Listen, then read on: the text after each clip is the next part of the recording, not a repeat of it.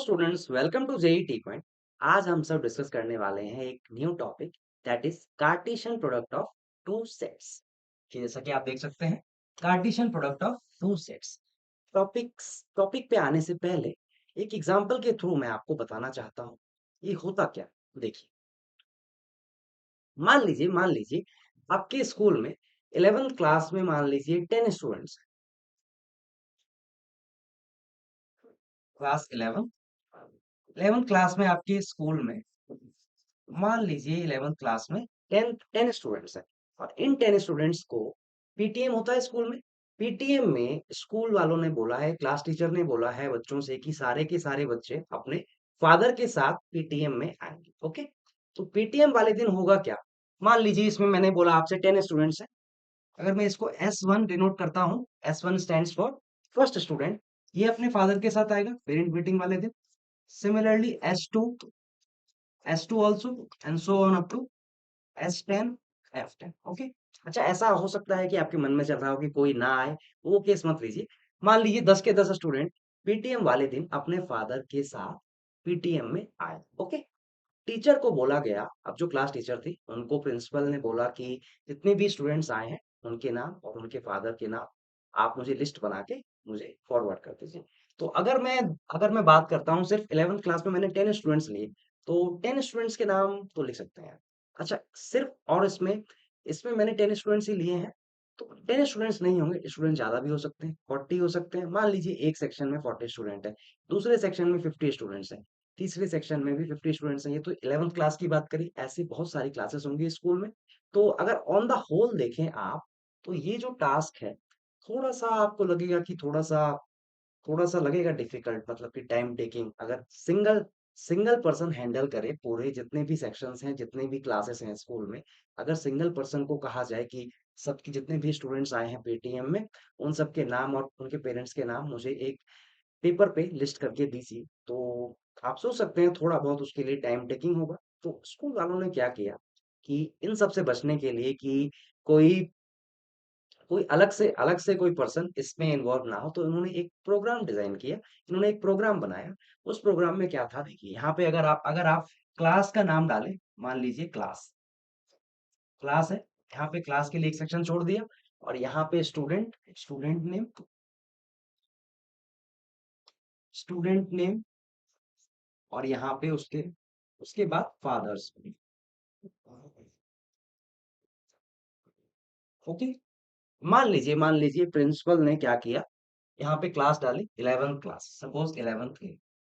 Okay, 11th है में जैसे ही आप स्टूडेंट का नाम डालेंगे, उसके फादर का नाम शो हो जाएगा।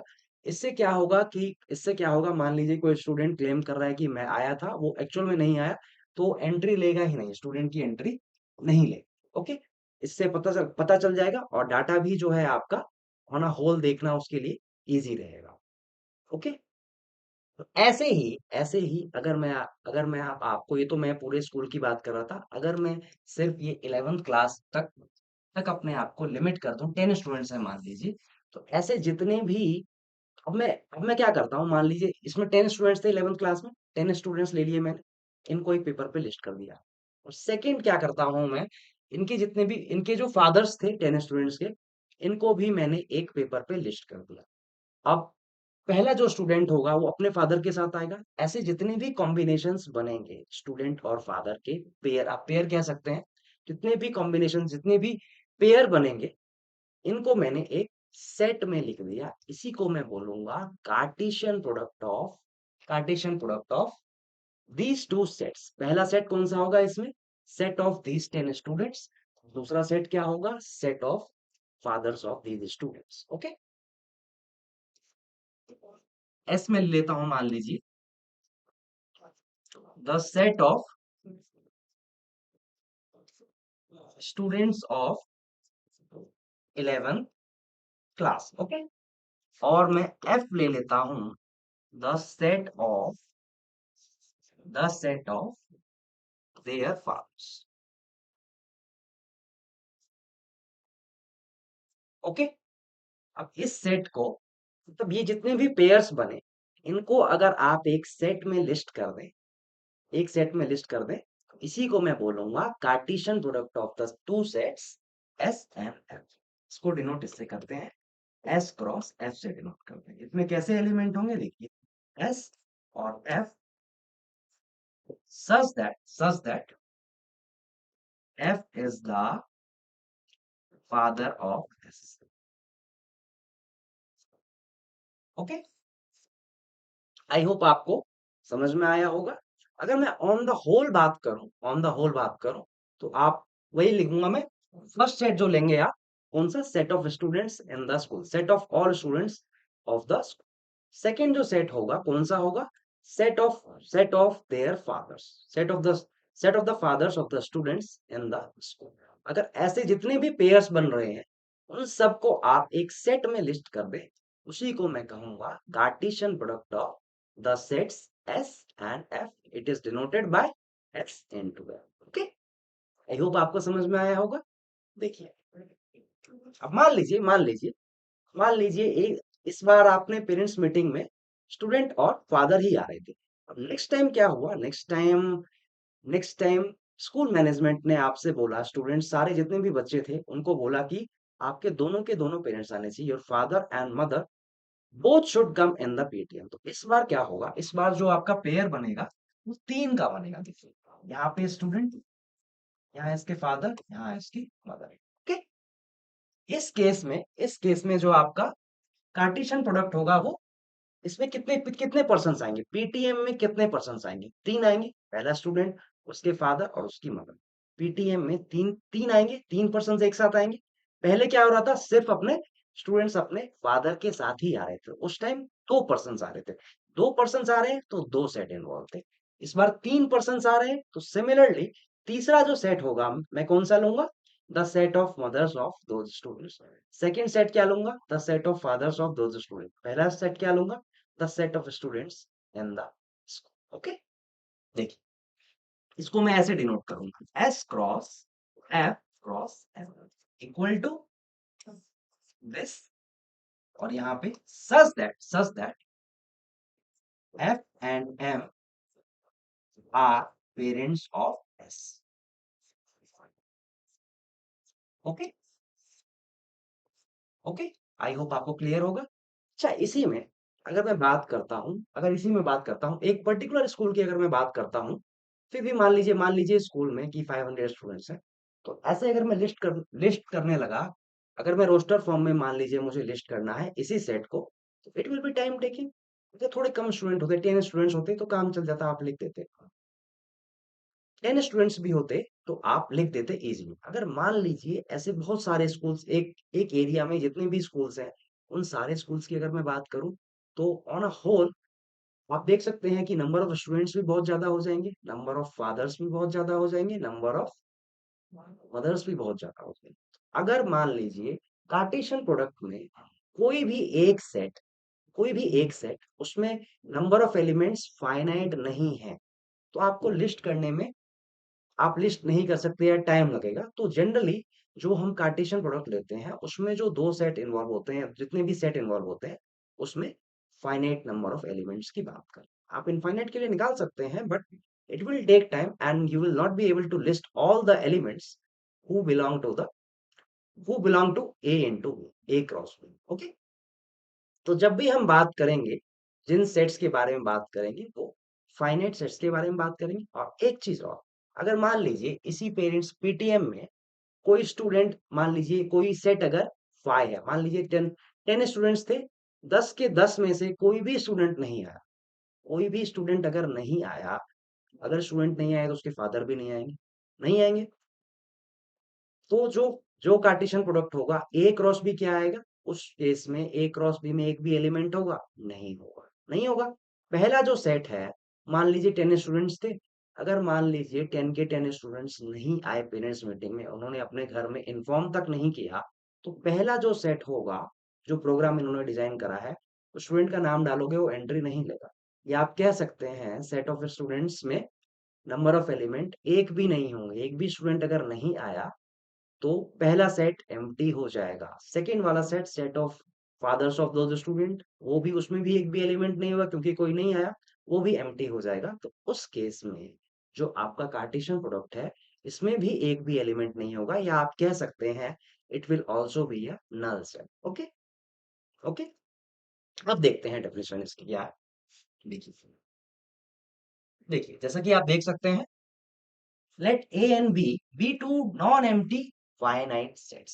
Non-empty finite sets. Finite, finite मैंने क्यों बोला? यहाँ पे finite, वैसे इनफाइनाइट के लिए भी आप कह सकते हैं, कार्टेशियन प्रोडक्ट निकाल सकते हैं, लेकिन अगर सेट में, दोनों सेट्स में फाइनाइट नंबर ऑफ एलिमेंट्स होंगे, तो आप एलिमेंट्स को लिस्ट कर सकते हैं, उनको उनको मतलब सेट्स को कार्टेशियन प्रोडक्ट में, उन दो जो सेट्स हैं उनको आप हैंडल कर सकते हैं इजीली। कार्टेशियन प्रोडक्ट में जितने एलिमेंट्स हैं या जितने पेयर्स बनेंगे उनको आप इजीली डील कर सकते हैं, इसलिए हम जनरली फाइनाइट लेते हैं। देखिए, और यहाँ पे क्या लिखा है? Non empty.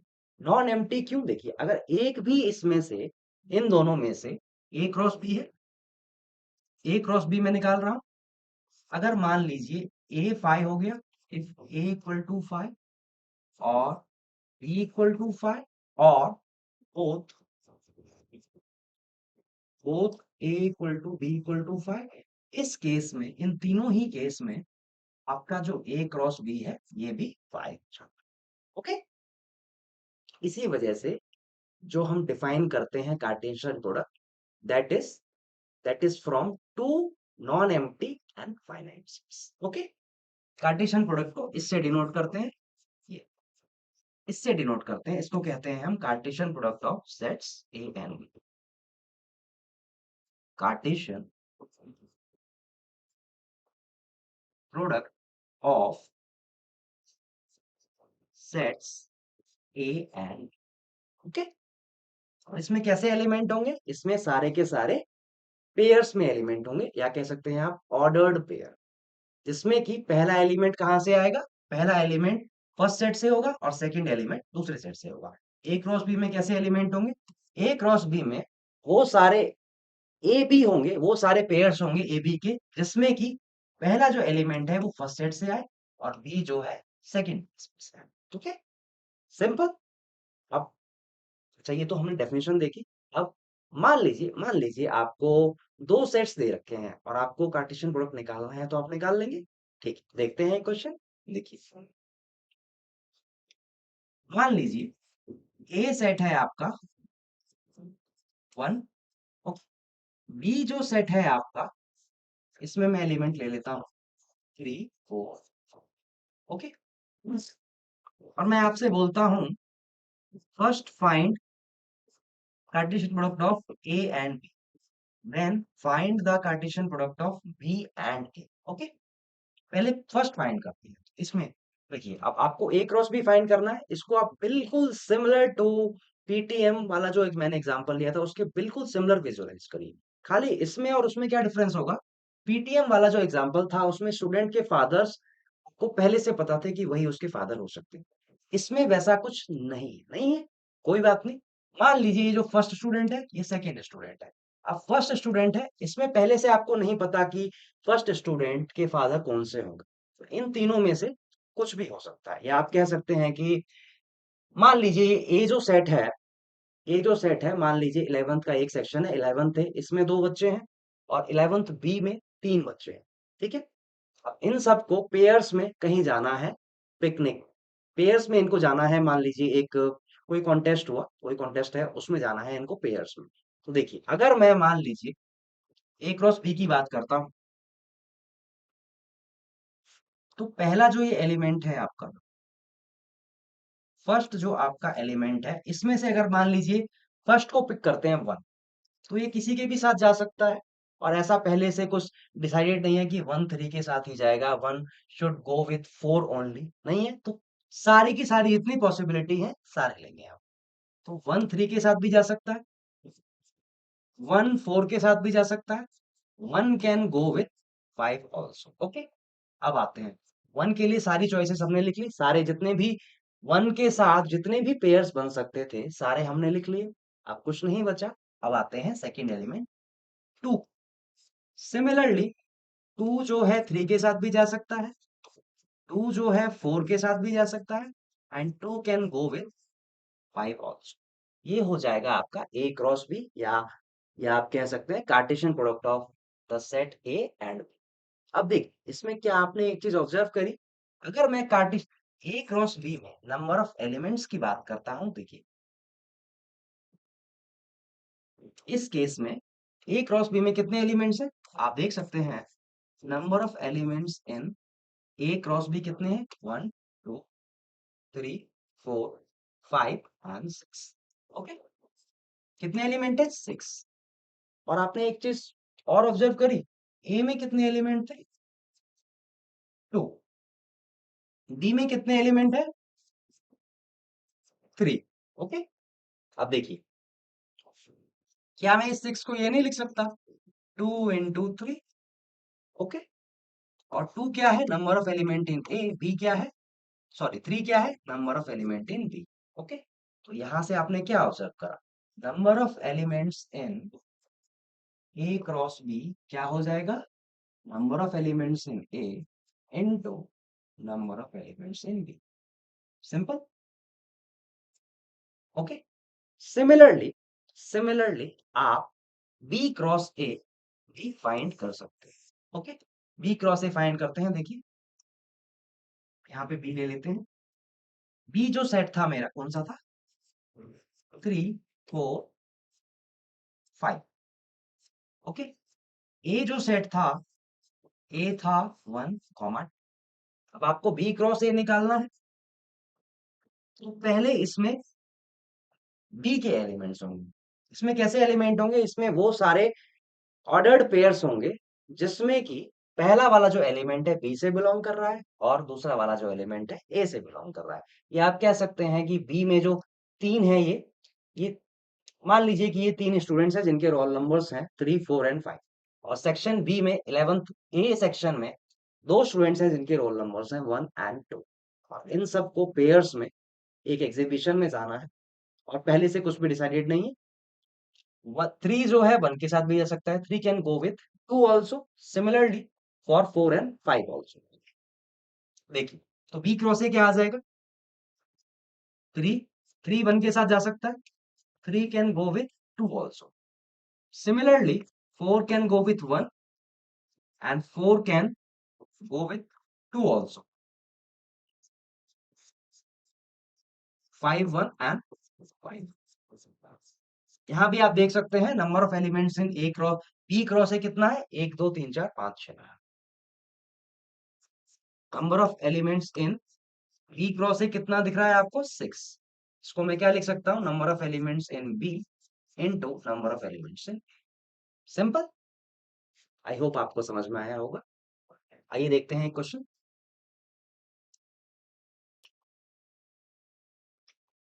देखिए ए क्रॉस बी हमने कर लिया था। नेक्स्ट ये देखिए एग्जांपल, इसमें आपको सेट ए दे रखा है और सेट बी आपको दे रखा है ए बी सी। और आपसे बोला है ए क्रॉस बी फाइंड करने के लिए, तो ए क्रॉस बी यही हो जाएगा, 1 को आप कंबाइन करेंगे ए से, 1 1 can go with B, 1 can go with C, similarly 3 A 3 B 3 C. A cross B में कितने एलिमेंट दिख रहे हैं आपको, 6 दिख रहे हैं। ओके, नेक्स्ट मूव ऑन करते हैं।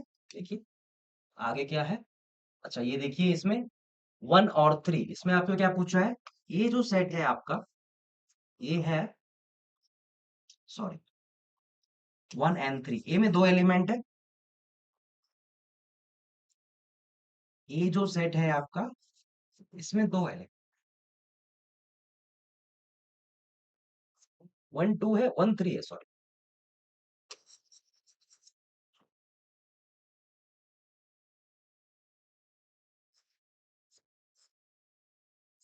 इसको 3 कर लीजिए, ठीक है। और आपसे इस केस में क्या पूछा है, फाइंड ए क्रॉस ए। ओके, कोई बात नहीं, निकाल सकते हैं आप इजीली, इजी है। ए फिर से लिख लीजिए यहाँ पे, 1 एंड 3। अब इसमें क्या करना है आपको, ये जो एलिमेंट्स है ए के एलिमेंट्स आपको दिख रहे हैं 1 एंड 3, इसको 1 एंड 3 के साथ ही पेयर्स बनाना है। तो देखिए ए क्रॉस ए क्या आ जाएगा आपका, पहले मैं क्या करूंगा, यहां से 1, ओके, मान लीजिए यहां से मैंने 1 ले लिया, अब ये जो वन है इस वन के साथ भी कंबाइन कर सकता है, और ये जो वन है इसके थ्री के साथ भी कंबाइन कर सकता है। इसके बाद वन की सारी पॉसिबिलिटीज हमने लिख ली। थ्री बचा, थ्री के लिए देखते हैं। This three can combine with one and this three can combine with three. आप देख सकते हैं ए क्रॉस ए में कितने एलिमेंट्स हैं? चार। ए में कितने एलिमेंट थे? दो। इस सेट, दूसरे सेट में कितने एलिमेंट थे? दो। सेटिस्फाई हो रहा है number of elements in A cross A कितना आ रहा है? चार, जो कि n A n to n A के इक्वल। ओके। अच्छा, इसी केस में अगर आपसे बोला जाए ए क्रॉस ए निकालने के, ये तो आपका क्या आया? Cartesian product of A and A. अगर आपसे मैं बोलूं फाइंड,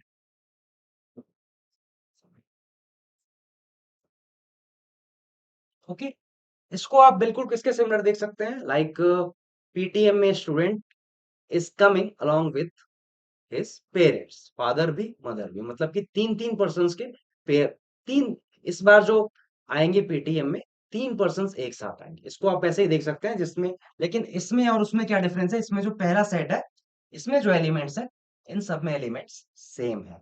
जब भी आपको तीन सेट्स का कार्टेशियन प्रोडक्ट करना हो तो सबसे पहले दो सेट्स का कार्टेशियन प्रोडक्ट कर लीजिए, जैसा कि मैंने यहाँ पे ऑलरेडी कर चुका हूँ।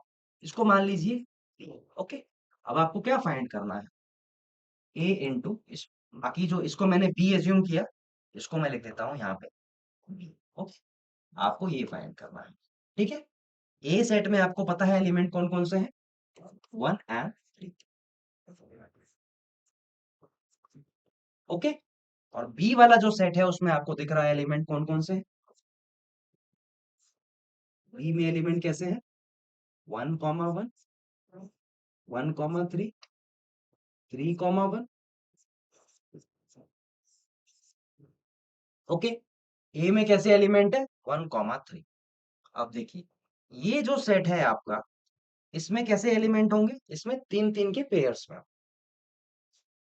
अगर मैं ए क्रॉस बी निकालूं, पहला सेट ये, दूसरा सेट ये, इन दोनों सेट का कार्टेशियन प्रोडक्ट, तो पहला पहला जो एलिमेंट है वन, वन किसके साथ कंबाइन होगा? इसके एलिमेंट के साथ कंबाइन होगा। वन वन के साथ नहीं, वन किसके साथ कंबाइन होगा? इस केस में वन कॉमा वन, ये जो है ये एलिमेंट बी से बिलोंग कर रहा है, तो वन जो है इससे कंबाइन हो सकता है, इससे हो सकता है, इससे हो सकता है। एक एक करके कर लेते हैं, देखिए। फिर वन जो है इसके साथ भी कंबाइन हो सकता है। इसके बाद one, three one and one, three three, and similarly, अच्छा, वन के साथ जितनी भी पॉसिबिलिटी थी मैंने लिख दी। अब क्या बचा है इसमें? थ्री। थ्री के साथ भी सिमिलरली इन सबको एक एक बार कंबाइन करेंगे, यही आपका हो जाएगा A cross B. Three one one and three one three and three three one and last element three three and, आप देख सकते हैं ए क्रॉस बी, या मैं बोलूं तो ए क्रॉस ए। इसमें कितने एलिमेंट है आप देख सकते हैं? देखिए, इसमें one two three four five six seven and eight, eight element है। और किसके इक्वल आ रहा है? और ए में कितने एलिमेंट थे? दो। तो टू इंटू वेरीफाई हो गया। तो ऐसे ही हम, अगर आपको तीन सेट्स का कार्टेशियन प्रोडक्ट प्रोडक्ट पूछा है, पहले आप दो सेट्स का निकाल लीजिए, फिर उन दोनों सेट्स का निकालिए। ऐसे हम तीन सेट्स का कार्टेशियन प्रोडक्ट भी निकाल सकते हैं। आइए देखते हैं आगे। इसमें देखिए एक रिजल्ट है। आ, सेट ए में आपको पी एलिमेंट्स है सेट ए में, सेट बी में क्यू एलिमेंट्स है। तो number of elements in A cross B में पी क्यू एलिमेंट्स होंगे, ये आपको पता है पहले से। अच्छा, ये क्वेश्चन देखिए, सेट ए में वन थ्री है, सेट बी में फाइव सिक्स नाइन, और आपसे पूछा क्या है? The number of subsets of A cross B के कितने सबसेट पॉसिबल होंगे, वो आपसे पूछा है। अच्छा, आप जानते हैं ए क्रॉस बी में कितने एलिमेंट्स होंगे? देखिए, ए क्रॉस बी में कितने एलिमेंट होंगे? ए में कितने एलिमेंट हैं? तो सेट बी में कितने एलिमेंट हैं? 3। ए क्रॉस बी में कितने एलिमेंट होंगे? 6। और आपसे पूछा क्या है? Find the number of subsets of A cross B. अब कोई भी एक सेट है, अगर मान लीजिए उसमें पी एलिमेंट होते हैं, मान लो एक सेट है सी, उसमें अगर पी एलिमेंट है तो इसके कितने सबसेट्स पॉसिबल होते हैं? 2 रेज टू पावर पी। तो ए क्रॉस बी के कितने सबसेट हो जाएंगे? 2 रेज टू पावर 6। तो आपका राइट आंसर हो जाएगा that is B option. Okay, number of subsets पूछा है इसमें आपको, ए क्रॉस बी में कितने सबसेट होंगे। तो सबसे पहले ए क्रॉस बी में नंबर ऑफ एलिमेंट्स आप फाइंड कर लीजिए। जैसा कि आपको दे रखा है, सेट ए में 2 एलिमेंट है, सेट बी में 3 है, तो ए क्रॉस बी में 6 एलिमेंट्स हो जाएंगे। ओके, और नंबर ऑफ सबसेट्स, अगर मान लीजिए किसी सेट में पी एलिमेंट है तो उस सेट के कितने सबसेट्स पॉसिबल है? 2 raise to power P. A cross B में 6 एलिमेंट है तो इसके नंबर ऑफ सबसेट्स हो जाएंगे 2 raise to power 6। Okay, so right answer would be B option. I hope आपको समझ में आया होगा। आगे देखते हैं। ये देखिए 2 रेज टू पावर 6 है, ये आप डायरेक्टली भी निकाल सकते थे। अगर आपसे पूछा जाए number of subsets of number of subsets of A cross B, तो आप डायरेक्टली निकाल सकते हैं 2 रेज टू पावर, ये क्या आ जाएगा? 2 raise to power number of elements in A cross B. और ए क्रॉस बी में कितने एलिमेंट होते हैं? Number of elements in A into number of elements in B. इससे आप डायरेक्टली भी निकाल सकते हैं number of subsets of A cross. Simple. Okay, next move on करते हैं। देखिए relation we'll do in next class. Till then, thank you.